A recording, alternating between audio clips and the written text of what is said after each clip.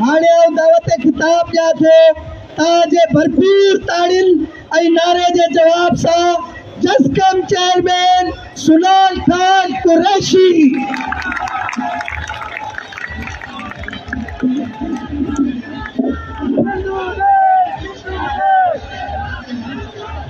ये सिंध जीजल जो आए कसम जैसी यासीनो ऐं सीने में दम थे सिंध ख़ातिर जे सिर भी कलम साथ हलंदो रहे लाट बरंदी रहे।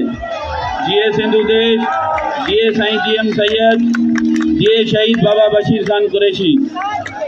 मुझा भाइरो ऐं दोस्तो, तव्हां खे अॼु क़ौमी ईद जूं मुबारकूं हुजनि।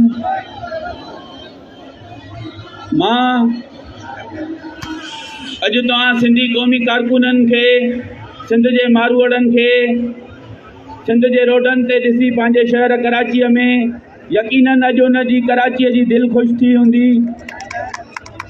त सिंध जा माण्हू पंहिंजे ई शहर कराचीअ में कीअं घुमनि था। पोइ केरु कहिड़ी बि पार्टीअ सां तालुक़ु रखे थो, केरु कहिड़े बि फ़िरके सां तालुक़ु रखे थो, सिंध जे मसइले ते गॾु थियो। जीअं पंहिंजी सक़ाफ़त ते सभु गॾु थिया आहियो, तीअं सिंध जे मसइलनि ते सभु गॾु थियो। सिंध जा जेके सिंध हिन वक़्तु ॾुखी सूरत हाल मां गुज़री रही आहे, तव्हां सिंधी क़ौम खे पुकारे रही आहे त अचो पंहिंजी धरतीअ जी मालिकी ऐं वारसी कयो।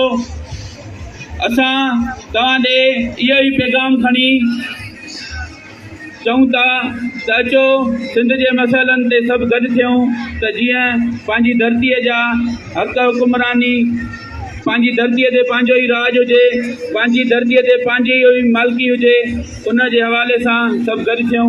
तव्हांजी महिरबानी। सनान खान कुरैशी साहब, महिरबानी।